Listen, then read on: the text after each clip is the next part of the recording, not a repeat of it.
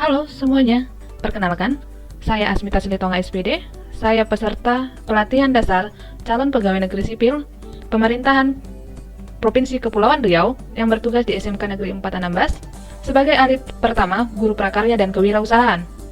Pembuatan video ini dimaksudkan sebagai salah satu tugas dari agenda pertama dengan materi wawasan kebangsaan, dan di sini saya akan memulai pemaparan tentang implementasi wawasan Nusantara dan wawasan kebangsaan. Kita mulai saja ya. Wawasan Nusantara ialah cara pandang terhadap bangsa dengan tujuan menjaga persatuan dan kesatuan yang diwujudkan dengan mengutamakan kepentingan nasional dibandingkan kepentingan pribadi, kelompok, atau golongan tertentu.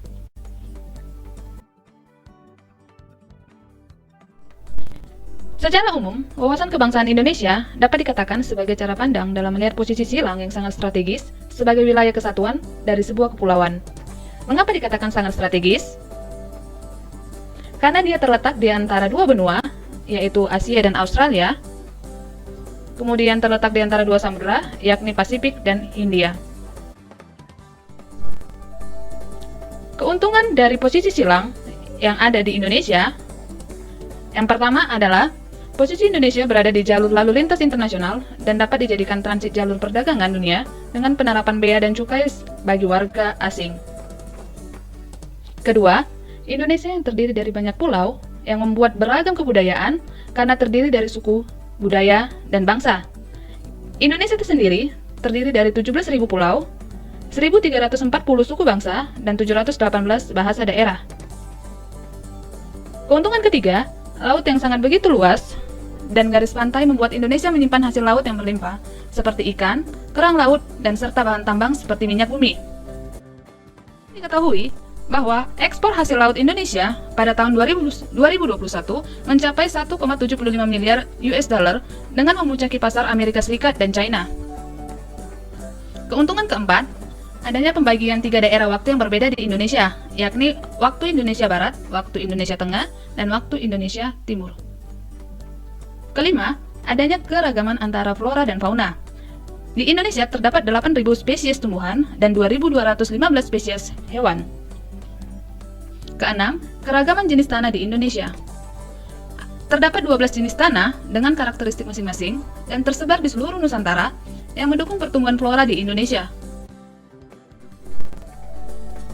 Wawasan kebangsaan adalah cara pandang bangsa Indonesia mengenai diri dan lingkungannya, mengutamakan kesatuan dan persatuan, wilayah dalam penyelenggaraan kehidupan bermasyarakat, berbangsa, dan bernegara.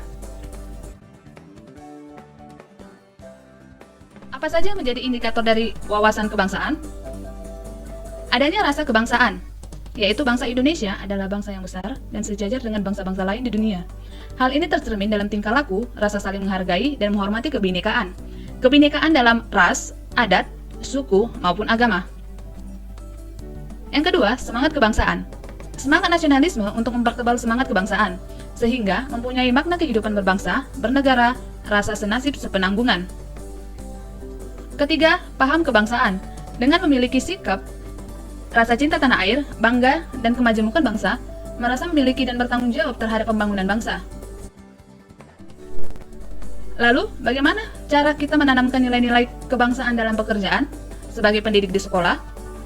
Yang pertama, melaksanakan upacara bendera untuk pengamalan nilai nasionalisme.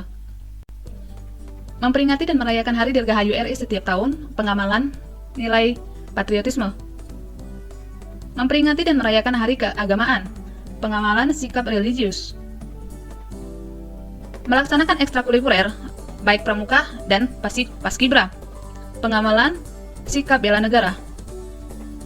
Menggunakan baju adat kewilayahan sebagai salah satu seragam sekolah, pengamalan cinta tanah air. Apa saja contoh penghormatan terhadap lambang negara? Menyanyikan lagu Indonesia Raya dengan penuh hikmat sebagai wujud syukur atas kemerdekaan yang telah kita raih.